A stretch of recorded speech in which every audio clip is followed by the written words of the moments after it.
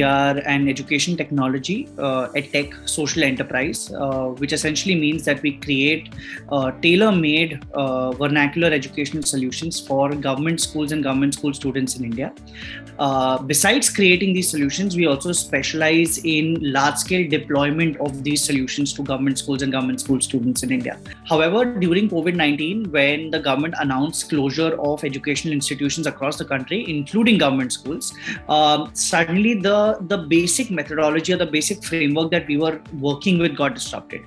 Connected technologies took this digital step, so to speak, wherein we started leveraging our content bank and our content building capabilities to essentially digitally deploy educational content, vernacular educational content, which is curriculum linked to government school students. On the other side, we were working very closely with government authorities at the state, district and block level, and hence with government school teachers as well, to essentially spread awareness amongst these students about now there being such an option where they can come online and actually access quality educational content entirely free of cost. We essentially came to know that government school students were largely using smartphones, simple smartphones to try to seek educational content. So following an app first approach was definitely key. So we wanted to build an app, an Android app,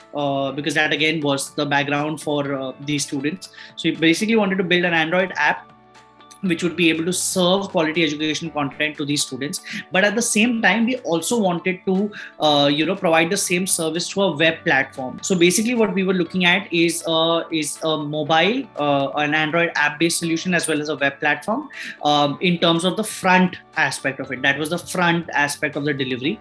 At the back, essentially what we were looking at is obviously, having a very solid, hosting framework where we could take all the educational content that we have, which is a fair amount of educational content, and having it put up on a very robust framework from where children could actually come in onto these applications or the web platform and access this material. And that is basically where AWS kind of comes in. AWS definitely is a pioneer in their hosting services, not just on a general level, but particularly got to do with edtech, and definitely in India. AWS is doing some groundbreaking work as far as the edtech segment is concerned in the country, and we've seen this up close and personal with all the communication that we've had with AWS. They really understand the needs of an education technology provider such as ourselves, because they've dealt with so many others as well.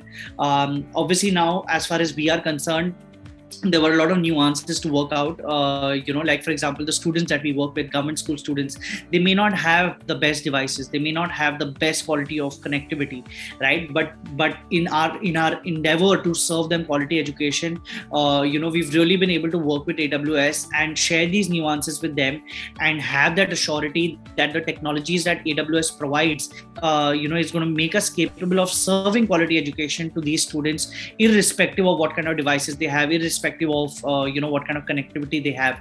On technical lines, we basically use the AWS's RDS solution, and it's really worked in very well for us. It's very stable. We haven't had any problem with them at all, and most importantly, the servicing team is very proactive and very hands-on. We keep hearing from them every now and then, just to kind of check how the framework is working, if everything is going fine, if users are having any issues at all, and we haven't had any problems with them at all.